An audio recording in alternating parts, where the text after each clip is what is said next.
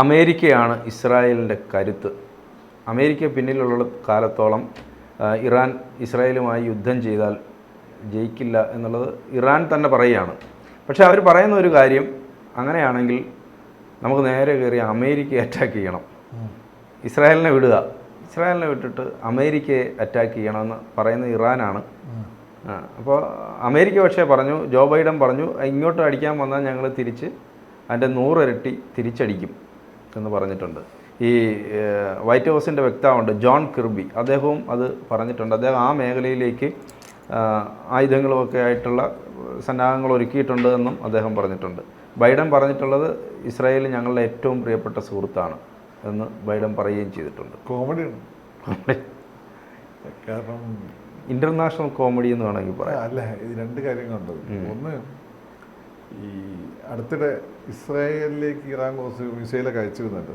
അതെ അതെ അതെ, ഏപ്രിൽ 13-ന് 300 മിസൈൽ ലോഞ്ച് ചെയ്ത് വീട്ടിൽ പോയി ചായയൊക്കെ കുടിച്ച് വന്നതിന് ശേഷമാണ് അവിടെ പോയി എവിടെ കത്തിപ്പോയത്. 6 മണിക്കൂറോ മറ്റോ എടുത്തല്ലേ. ഈ അമേരിക്കയിൽ പോകണമെങ്കിൽ അവൻ ഈ പറയുന്നതിന് അതിന് മാസം പോയി 4 വർഷമൊക്കെ എടുക്കണ്ടാവും ചിലപ്പോൾ ഇവൻ്റെ മിസൈൽ അവിടെ വരെ എത്താൻ. അല്ല, ഇത്ര ധൈര്യമായിട്ട് എങ്ങനെ പറയാൻ പറ്റും? കയ്യിലൊന്നുമില്ലെങ്കിൽ വെറുതെ പറയാലോ. നിങ്ങൾക്ക് അറിയില്ലേ, ഇതങ്ങോട്ടൊന്നും തുളുമ്പില്ല എന്ന് ഒരാളത്തെ ചൊല്ലില്ലേ? ഈ വലിയ അധികാരമുള്ള ആളുകൾ ഇങ്ങനെ വലിയ ഡയലോഗ് അടിക്കുന്നത് നിങ്ങൾ കണ്ടിട്ടുണ്ട്? ഇല്ല ഇല്ല. ഇപ്പൊ നരേന്ദ്രമോദി, അമിത്ഷാ, പിണറായി വിജയൻ, യോഗി ആദിത്യനാഥ്, സ്റ്റാലിൻ, സിദ്ധരാമയ്യ, ശിവകുമാർ, ഇവരാരെങ്കിലും എന്താ പറഞ്ഞു നിങ്ങൾ കേട്ടിട്ടുണ്ട്? പക്ഷെ അധികാരമൊന്നും ഇല്ലാതെ ഇവിടെ ഇവരുടെയൊക്കെ ലോക്കൽ അനുയായികളെ നോക്കുകയാണ്, അവരിങ്ങനെ പറഞ്ഞുകൊണ്ടേയിരിക്കും. മോഡി സാർ ജസ്റ്റ് പറയൂ സാർ, ഞങ്ങൾ പൈസ തീർത്തരാം സാർ എന്നൊക്കെ പറയും. പിന്നെ സഖാവ് പറഞ്ഞാൽ മതി സംഘികളെ ഞങ്ങൾ ഓടിച്ചേരാന്നൊക്കെ പറയും. അതത്രേ ഉള്ളൂ, പറച്ചിലേ ഉള്ളൂ. ഇത് അതായത് ചെയ്തോന്ന സമയത്ത് ആ ഏരിയ കാണില്ല, മനസ്സിലായില്ലേ?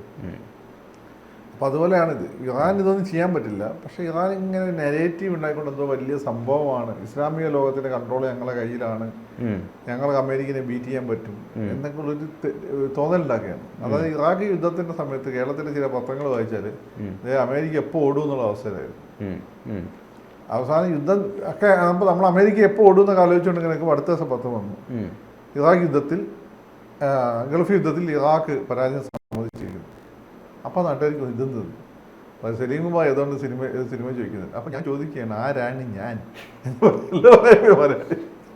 പിന്നെ മലയാളി മടക്കി വെച്ചുകൊണ്ട് യുദ്ധം, അമേരിക്കയുടെ വിജയം, ടോം കാറ്റ് വിമാനങ്ങളുടെ ശക്തി, അന്തർവാഹിനികൾ, അറസ്റ്റഡ്, ലാൻഡിങ്, തേങ്ങാക്കൊലൊക്കെ പിന്നെ ഇതേ പത്രം വായിച്ചുകൊണ്ടിരിക്കും. അപ്പോൾ അത്രയേ ഉള്ളൂ, ആ ഡയലോഗ് മാത്രമേ ഉള്ളൂ. ഈ ട്രംപ് പറഞ്ഞൊരു കാര്യമുണ്ട്. ഇതിൻ്റെ മുമ്പ് ഇവരൊരു പട്ടാള മേധാവിനെ അമേരിക്ക ഡ്രോൺ ഉപയോഗിച്ച് കൊന്നിരുന്നു. അന്ന് ഇതേമായി തന്നെ ഇവന്മാർ 2 മിസൈൽ വിട്ടു അമേരിക്കയിലെ സൗദീൻ്റെ ഇറാഖിലെ സൈനിക കേന്ദ്രത്തിലേക്ക്. ഇത് സൈനിക കേന്ദ്രത്തിൽ എത്താൻ അപ്പുറത്തെ ഇപ്പോൾ നമ്മൾ പൊതുവേ അവിടെ കോമഡിക്കാർ പറയുന്ന സംഭവം ഉണ്ടായിരുന്നു. ചില രാജ്യങ്ങൾ മിസൈൽ അയച്ചു വിട്ടാൽ, ഇപ്പോൾ അമേരിക്ക മിസൈൽ അയച്ചാൽ കൃത്യമായിട്ട് ആ പോയിന്റിൽ പോയി പോകും. റഷ്യ ആണെങ്കിൽ 1 കിലോമീറ്റർ പരിധിയിൽ.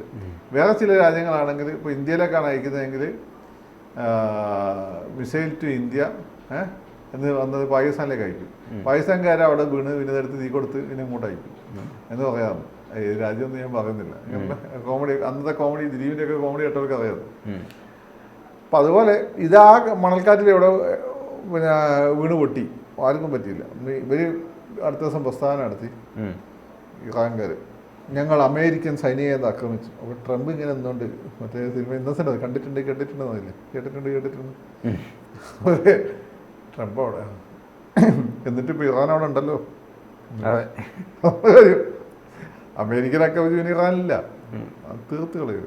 അല്ല, അവർ തന്നെ പറയുന്നത് ഇസ്രായേലിൻ്റെ കരുത്ത് എന്ന് പറയുന്നത് അമേരിക്കയുടെ കരുത്ത് ഇസ്രായേൽ. ചിറകരിയണം, അമേരിക്കയുടെ ചിറകരിയണം എന്നാണ് ഇറാൻ പറയുന്നത്. ആഗ്രഹങ്ങൾ ആർക്കും ഇല്ലാത്തത്. ഇവിടെ പിണറായി വിജയനെ തോൽപ്പിക്കണമെന്ന് ആഗ്രഹിക്കുന്ന ഒരുപാട് ആളുകളുണ്ട്. ഇലക്ഷൻ വരുമ്പോൾ എന്തൊക്കെ ദിവസം പിണറായി വിജയൻ കൈവീശിക്കൊണ്ടിരിക്കും. നരേന്ദ്രമോദിനെ ഇന്ത്യൻ രാഷ്ട്രീയത്തിൽ നിന്ന് ഒന്നും അല്ലാതാക്കണം ആഗ്രഹിക്കുന്ന ആളുകളുണ്ട്. ഇലക്ഷൻ കഴിഞ്ഞാൽ അയാൾ കൈവീശിക്കൊണ്ടിരിക്കും. ഈ മിഡിൽ ഈസ്റ്റിലെ നിലവിലുള്ള സ്ഥിതിക്ക് കാരണം ഈ അവസ്ഥ. ഇപ്പോൾ മിഡിൽ ഈസ്റ്റ് നമ്മൾ നോക്കുകയാണെങ്കിൽ, നമ്മൾ നേരത്തെ ഒരു ചർച്ചയിൽ പറഞ്ഞതുപോലെ സംഘർഷഭരിതമാണ് കുറേ നാളുകളായിട്ട്. അപ്പോൾ ഈ മിഡിൽ ഈസ്റ്റിലെ ഈ അവസ്ഥയ്ക്ക് കാരണം അമേരിക്കയാണെന്നാണ് ഇറാൻ പറയുന്നത്. അപ്പോൾ അതിനൊരു പരിഹാരം ഉണ്ടാക്കണമെങ്കിൽ അമേരിക്കയെ ഇല്ലാതാക്കണം. അത് ഇവർക്ക് ഇപ്പോഴാണ് മനസ്സിലായത്. നീ ഇതെന്ത് സൗദി അറേബ്യക്കൊന്നും മനസ്സിലാകാത്തത്? സൗദി അറേബ്യ അവിടെ ഇപ്പോഴും അമേരിക്ക സൈനിക താവളുണ്ടല്ലോ. ഖത്തറിലുണ്ട്. നിങ്ങൾ വലിയ ഖത്തറല്ലേ? ഖത്തറിലുണ്ടല്ലേ അമേരിക്കൻ താവളം? ഖത്തർ അമേരിക്ക ഖത്തറിൻ്റെ തന്ത്രപരമായി ഇടപെടി ഞെട്ടി അമേരിക്ക ഇസ്രായേലും. ഖത്തറിനോട് കളിക്കാൻ അമേരിക്ക വളർന്നിട്ടില്ല എന്നൊക്കെ തമ്മിലുണ്ടാകുന്നു.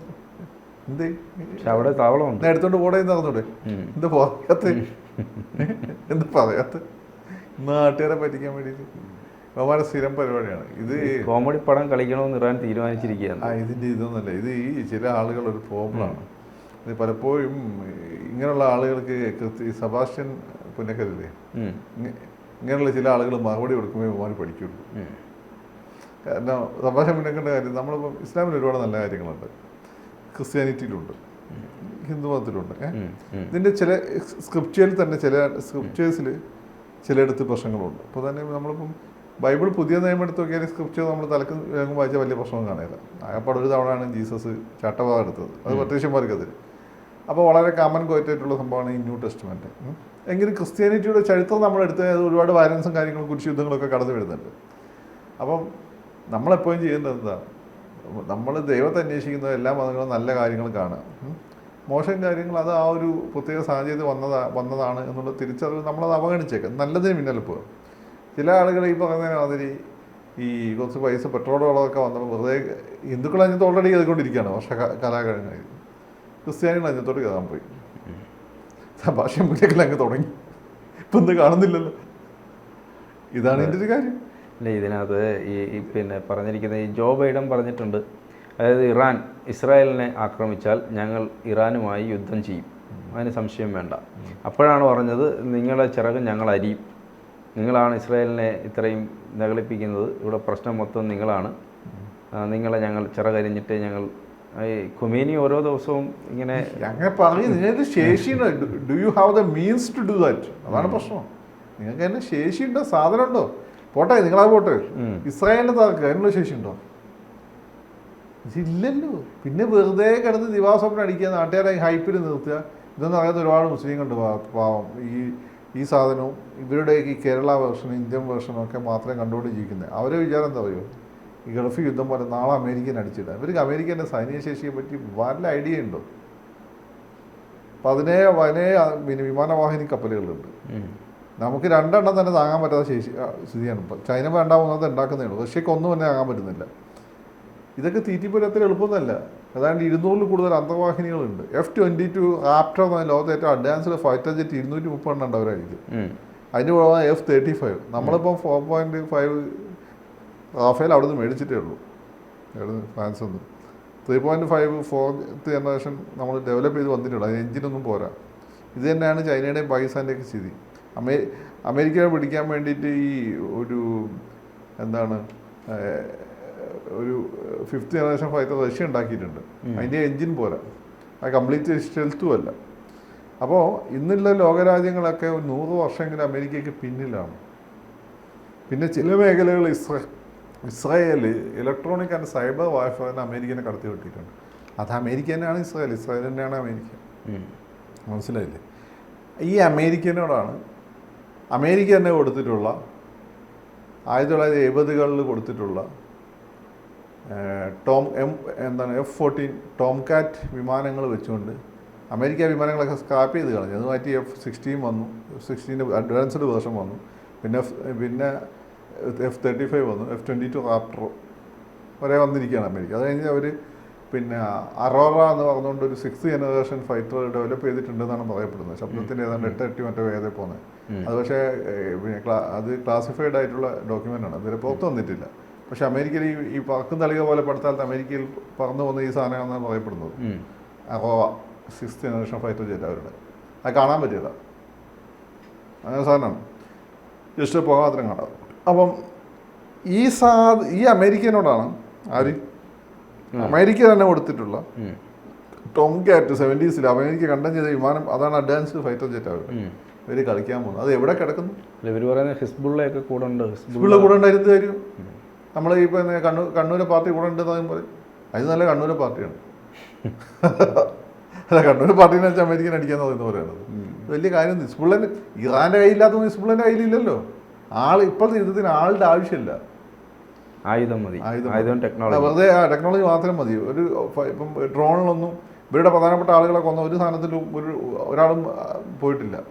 ഡ്രോണാണ് പോയിട്ട് കൊന്നത്. പിന്നെ പ്രസിഡന്റിനെ കൊന്നത് ഒന്നെങ്കിൽ ഇൻസൈഡ് ഓപ്പറേഷൻ വിമാനത്തിന് എന്തോ സാധനം ഊരി വെപ്പിച്ചു ഹെലികോപ്റ്ററിൻ്റെ, അതല്ലെങ്കിൽ പവർ വെപ്പൺ സാറ്റലൈറ്റ് ഒന്ന് ഉപയോഗിച്ചതാണ്. ഇതൊക്കെ ഈ മണ്ടന്മാർക്ക് അറിയാം. ഇവിടെ ഓരോരുത്തന്മാർക്ക് ചർച്ച ചെയ്യാൻ വേണ്ടി വരുമ്പോൾ ഇത് ഞാൻ പേടിക്കണം എന്നൊക്കെ. എന്തൊന്നും പേടിക്കണം? മറ്റേ ഏതൊരുത്തനെ കൊണ്ട് വന്നാൽ മരിച്ചില്ലേ അമാസതരം. അവനെ പറ്റി ഇവിടെ ചില ആളുകൾ വന്ന പൂച്ചയുടെ ജന്മമാണ്, എങ്ങനെ ഇവിടെ 4 കൈയില്ല. ഇപ്പോൾ പിന്നെ അവസാനം വീണപ്പോൾ എങ്ങനെ 4 കാലും കൈയൊന്നും ഉണ്ടായിരുന്നില്ലേ എണീറ്റിക്കെ. അപ്പോൾ ഇതെല്ലാം ഇറാൻ ഓർക്കട്ടെ. ഇവന്മാരെവിടെ ഒക്കെ ഇവന്മാർ നാട്ടിനെ പറ്റിക്കാൻ വേണ്ടിയിട്ടാണ്. ഇത് ഏറ്റവും വലിയ ബുദ്ധിമുട്ടെന്ന് പറയുമോ, ഇതൊക്കെ കേട്ട് ഇതൊക്കെ ശരിയാന്ന് ഒരുപാട് പാവങ്ങളുണ്ട്. ഇവർക്ക് ഇതിനൊക്കെ ഈ ശേഷി ഈ മിലിറ്ററി കമ്പാരിസണൊക്കെ ഇവർക്ക് വല്ലതും അറിയോ? അവർ തെറ്റിദ്ധരിച്ചിരിക്കുകയാണ്. ഇതാണ് ശരിയെന്ന്. സത്യത്തിൽ ഇവരാണ് ഇസ്ലാമിനോട് ഏറ്റവും വലിയ തെറ്റ്. സ്വന്തം ആളുകളെ തെറ്റിദ്ധാരണയിലേക്കും അബദ്ധങ്ങളിലേക്കും നയിക്കുന്ന ഇവരാണ് സത്യത്തിൽ ഇസ്ലാമിൻ്റെ ഏറ്റവും വലിയ ശത്രുക്കൾ.